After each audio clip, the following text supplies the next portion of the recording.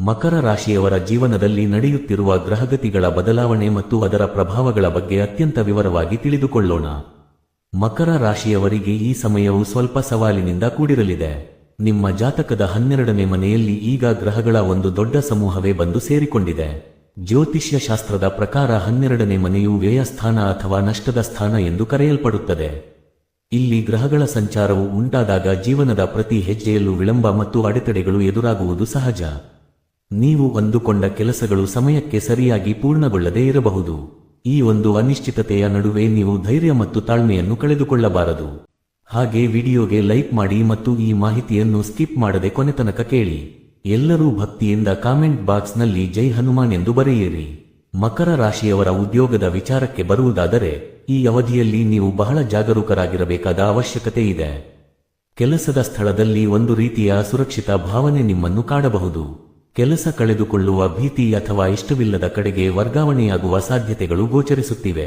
ನಿಮ್ಮ ಮೇಲಧಿಕಾರಿಗಳ ಜೊತೆ ಮಾತನಾಡುವಾಗ ಸಂಯಮದಿಂದ ವರ್ತಿಸಿ. ಸಣ್ಣ ತಪ್ಪುಗಳು ಕೂಡ ದೊಡ್ಡ ಸಮಸ್ಯೆಗೆ ಕಾರಣವಾಗಬಹುದು. ಆದ್ದರಿಂದ ಪ್ರತಿಯೊಂದು ಕೆಲಸವನ್ನು 100 ಬಾರಿ ಪರೀಕ್ಷಿಸಿ ಮುಂದುವರಿಯಿರಿ. ಈ ಸಮಯದಲ್ಲಿ ಆತುರದ ನಿರ್ಧಾರಗಳನ್ನು ತೆಗೆದುಕೊಂಡು ಕೆಲಸಕ್ಕೆ ರಾಜೀನಾಮೆ ನೀಡುವುದು ಸರಿಯಲ್ಲ. ನಿಮ್ಮ ಶ್ರಮಕ್ಕೆ ತಕ್ಕ ಪ್ರತಿಫಲ ತಡವಾಗಿ ಸಿಕ್ಕರೂ ಕೂಡ ನಿಮ್ಮ ಪ್ರಾಮಾಣಿಕತೆಯೇ ನಿಮಗೆ ರಕ್ಷಣೆಯಾಗಿ ನಿಲ್ಲುತ್ತದೆ. ಹಣಕಾಸಿನ ಪರಿಸ್ಥಿತಿಯ ಬಗ್ಗೆ ನೋಡುವುದಾದರೆ, ಮಕರ ರಾಶಿಯವರು ಈ ಕಾಲಘಟ್ಟದಲ್ಲಿ ಆರ್ಥಿಕ ಶಿಸ್ತನ್ನು ರೂಢಿಸಿಕೊಳ್ಳಬೇಕು. 12ನೇ ಮನೆಯಲ್ಲಿರುವ ಗ್ರಹಗಳು ನಿಮ್ಮ ಖರ್ಚುಗಳನ್ನು ಹೆಚ್ಚಿಸಬಹುದು. ಯಾವುದೇ ಹೊಸ ವ್ಯವಹಾರದಲ್ಲಿ ಅಥವಾ ಶೇರ್ ಮಾರ್ಕೆಟ್ನಲ್ಲಿ ಹೂಡಿಕೆ ಮಾಡುವ ಮುನ್ನ 100 ಬಾರಿ ಯೋಚಿಸಿ. ಇಲ್ಲದಿದ್ದರೆ ಹಣಕಾಸಿನ ನಷ್ಟ ಉಂಟಾಗುವ ಸಂಭವ ಹೆಚ್ಚಿದೆ. ಸ್ನೇಹಿತರು ಅಥವಾ ಪರಿಚಿತರು ನೀಡುವ ಆಮಿಷಗಳಿಗೆ ಬಲಿಯಾಗಿ ಹಣವನ್ನು ಹೂಡಬೇಡಿ. ಕುಟುಂಬದ ಸದಸ್ಯರ ಆರೋಗ್ಯಕ್ಕಾಗಿ ಅಥವಾ ಅನಿವಾರ್ಯ ಕಾರಣಗಳಿಗಾಗಿ ಹಣ ವ್ಯಯವಾಗಬಹುದು. ಆದ್ದರಿಂದ ಉಳಿತಾಯದ ಕಡೆಗೆ ಹೆಚ್ಚಿನ ಗಮನ ಹರಿಸುವುದು ಉತ್ತಮ. ಸಾಲ ನೀಡುವ ಮುನ್ನ ಅಥವಾ ಸಾಲ ಪಡೆಯುವ ಮುನ್ನ ನಿಮ್ಮ ಆರ್ಥಿಕ ಸ್ಥಿತಿಯನ್ನು ಒಮ್ಮೆ ಅವಲೋಕಿಸಿಕೊಳ್ಳಿ. ಇನ್ನು ವಿದ್ಯಾರ್ಥಿಗಳ ವಿಚಾರಕ್ಕೆ ಬಂದರೆ, ಜ್ಞಾನದ ದೇವತೆಯಾದ ಬುಧನ ಕೃಪೆ ನಿಮ್ಮ ಮೇಲಿರುತ್ತದೆ. ಆದರೆ 12ನೇ ಮನೆಯ ದೋಷದಿಂದಾಗಿ ಅಭ್ಯಾಸದಲ್ಲಿ ಏಕಾಗ್ರತೆಯ ಕೊರತೆ ಉಂಟಾಗಬಹುದು. ವಿದ್ಯಾಭ್ಯಾಸದಲ್ಲಿ ಸಾಧಾರಣ ಪ್ರಗತಿ ಇರುತ್ತದೆ. ಅತಿಯಾದ ಆತ್ಮವಿಶ್ವಾಸ ಬೇಡ, ಬದಲಿಗೆ ನಿರಂತರ ಪರಿಶ್ರಮಕ್ಕೆ ಒತ್ತು ನೀಡಿ. ಮನಸ್ಸು 10 ಕಡೆ ಅಲೆಯಬಹುದು, ಆದರೆ ನಿಮ್ಮ ಗುರಿಯನ್ನು ಮರೆಯಬೇಡಿ. ಸ್ಪರ್ಧಾತ್ಮಕ ಪರೀಕ್ಷೆಗಳಿಗೆ ಸಿದ್ಧತೆ ನಡೆಸುತ್ತಿರುವವರು ಹಠ ಬಿಡದೆ ಪ್ರಯತ್ನಿಸಬೇಕು. ಬುಧನ ಅನುಗ್ರಹವಿರುವುದರಿಂದ ನಿಮ್ಮ ಬುದ್ಧಿಶಕ್ತಿ ಕುಂಠಿತವಾಗುವುದಿಲ್ಲ, ಆದರೆ ಸಮಯದ ನಿರ್ವಹಣೆ ನಿಮಗೆ ಸವಾಲಾಗಿ ಪರಿಣಮಿಸಬಹುದು. ಈ ಎಲ್ಲಾ ಸಮಸ್ಯೆಗಳಿಗೆ ಪರಿಹಾರಗಳಿಲ್ಲ ಎಂದು ತಿಳಿಯಬೇಡಿ.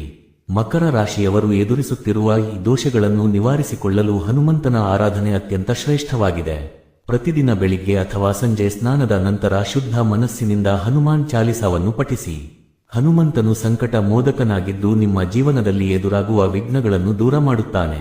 ಅದರಲ್ಲೂ ವಿಶೇಷವಾಗಿ ಮಂಗಳವಾರದ ದಿನದಂದು ಹನುಮಂತನ ದೇವಸ್ಥಾನಕ್ಕೆ ಭೇಟಿ ನೀಡಿ ಕೆಂಪು ಹೂವುಗಳನ್ನು ಅರ್ಪಿಸಿ. ದಾನ ಧರ್ಮಗಳಿಗೆ ಈ ಸಮಯದಲ್ಲಿ ಹೆಚ್ಚಿನ ಮಹತ್ವವಿದೆ. ಪ್ರತಿ ಮಂಗಳವಾರ ನಿಮ್ಮ ಕೈಲಾದಷ್ಟು, ಅಂದರೆ ಸ್ವಲ್ಪ ಪ್ರಮಾಣದ ತೊಗರಿಬೇಳೆಯನ್ನು ಬಡವರಿಗೆ ಅಥವಾ ದೇವಸ್ಥಾನಕ್ಕೆ ದಾನ ಮಾಡಿ. ಇದರಿಂದ ಕುಜ ಮತ್ತು 12ನೇ ಮನೆಯಲ್ಲಿರುವ ಗ್ರಹಗಳ ನಕಾರಾತ್ಮಕ ಪ್ರಭಾವ ಕಡಿಮೆಯಾಗುತ್ತದೆ. ಕೌಟುಂಬಿಕವಾಗಿ ನೋಡುವುದಾದರೆ, ಮನೆಯಲ್ಲಿ ಸಣ್ಣ ಪುಟ್ಟ ವಾದ ವಿವಾದಗಳು ನಡೆಯಬಹುದು. ಅತಿರೇಕದ ಮಾತುಗಳು ಸಂಬಂಧದಲ್ಲಿ ಬಿರುಕು ಮೂಡಿಸಬಹುದು. ನೀವು ಎಷ್ಟೇ ಕಷ್ಟದಲ್ಲಿದ್ದರೂ ಕುಟುಂಬದವರ ಮುಂದೆ ಶಾಂತವಾಗಿರಿ. ಆರೋಗ್ಯದ ಕಡೆಗೂ ಗಮನವಿರಲಿ. ಅತಿಯಾದ ಮಾನಸಿಕ ಒತ್ತಡವು ದೈಹಿಕ ಆಯಾಸಕ್ಕೆ ಕಾರಣವಾಗಬಹುದು. ಸಮಯಕ್ಕೆ ಸರಿಯಾಗಿ ಆಹಾರ ಸೇವನೆ ಮತ್ತು ವಿಶ್ರಾಂತಿ ಪಡೆಯುವುದನ್ನು ಮರೆಯಬೇಡಿ. ಮಕರ ರಾಶಿಯವರ ಜೀವನದಲ್ಲಿ ಈ ಕಾಲವು ಒಂದು ಪರೀಕ್ಷೆಯಂತೆ ಬಂದಿದೆ. ತಾಳ್ಮೆಯಿಂದ ಈ ಸಮಯವನ್ನು ಕಳೆದರೆ ಮುಂದೆ ನಿಮಗೆ ಶುಭ ಕಾಲ ಕಾದಿದೆ. ಧೈರ್ಯದಿಂದ ಮುನ್ನುಗ್ಗಿ ಮತ್ತು ದೈವದ ಮೇಲೆ ನಂಬಿಕೆ ಇಡಿ. ಈ ವಿಶೇಷವಾದ ಮಾಹಿತಿಯು ನಿಮ್ಮ ಜೀವನದಲ್ಲಿ ಸಕಾರಾತ್ಮಕ ಬದಲಾವಣೆ ತರಲಿ ಎಂದು ಹಾರೈಸುತ್ತೇವೆ. ಈ ವಿಡಿಯೋವನ್ನು ನಿಮ್ಮ ಸ್ನೇಹಿತರು ಮತ್ತು ಮಕರ ರಾಶಿಯ ಬಂಧುಗಳ ಜೊತೆ ಹಂಚಿಕೊಳ್ಳಿ. ಎಲ್ಲರಿಗೂ ಹನುಮಂತನ ಅನುಗ್ರಹವಿರಲಿ. ಧನ್ಯವಾದಗಳು.